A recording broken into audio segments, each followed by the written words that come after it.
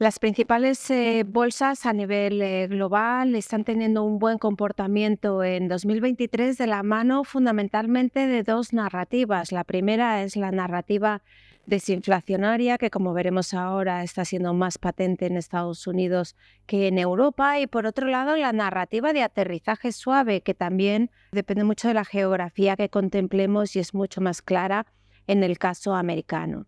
Empezando por la inflación, hay que decir que es cierto que la inflación general se está moderando de forma significativa, de la mano fundamentalmente de una menor contribución de los precios de la energía y de los precios de los alimentos. Pero también hay que tener en cuenta que en los próximos meses, en este sentido, podríamos tener noticias no tan positivas. ¿Por qué? Por una parte, porque el precio del crudo a medida que avanza el año va teniendo un efecto base menos positivo. La comparativa interanual cada vez drena menos a la inflación y si se mantienen los niveles actuales es previsible que a finales de año esté aportando en positivo, es decir, contribuyendo a una mayor inflación.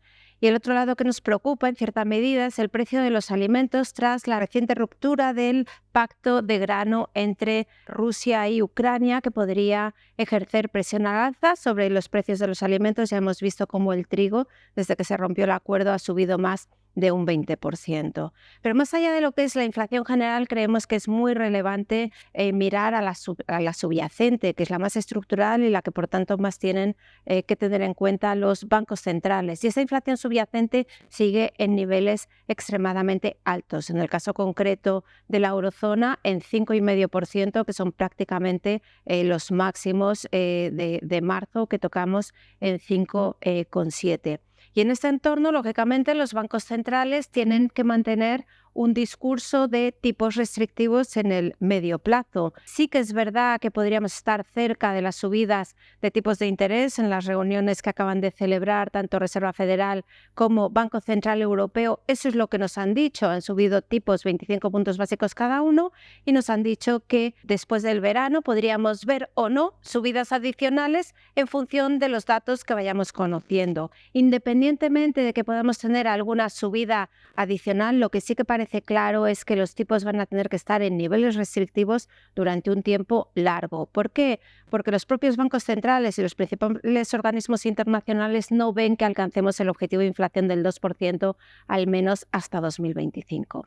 Y es en ese contexto de tipos altos durante un periodo prolongado en el que el ciclo económico debería verse más presionado a la baja. Ya lo hemos visto en zonas geográficas específicas como Alemania, como China. En cambio, Estados Unidos muestra una mayor resiliencia, pero es previsible que a medida que todas esas subidas agresivas de tipos de interés que llevamos desde el último año, año y medio, se vayan filtrando a la economía real, el ciclo económico sufra más.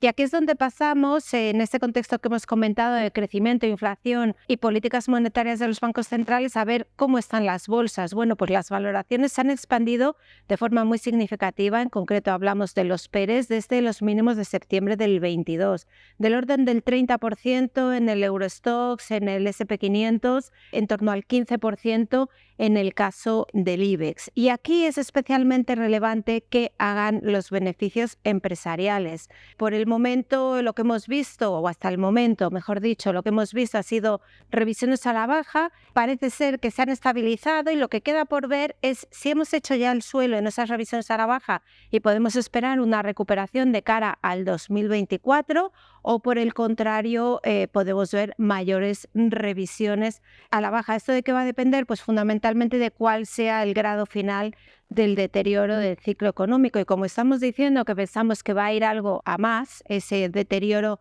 económico, por eso mantenemos nuestra cautela, un posicionamiento cauto en los mercados financieros. Reiteramos la idea de que en renta fija, en deuda pública, iríamos aumentando duraciones a medida que visualicemos ese final de las subidas de tipos de interés y también el inicio de las bajadas que no esperamos como pronto hasta mediados de 2024 y recordamos volver a tipos neutrales no lo vemos hasta 2025. En crédito seguiríamos sesgados hacia investment grade porque creemos que el high yield puede sufrir en un contexto de mayor deterioro del ciclo económico y mayores defaults, y en el caso concreto de las bolsas creemos que podemos ver mejores puntos de entrada por lo anteriormente comentado. Sí que hacer un pequeño inciso específico sobre nuestro IBEX. Sí que es cierto que vemos un potencial atractivo, nuestro objetivo a 12 meses vista es superior a 11.000 puntos, un potencial del orden del 17%,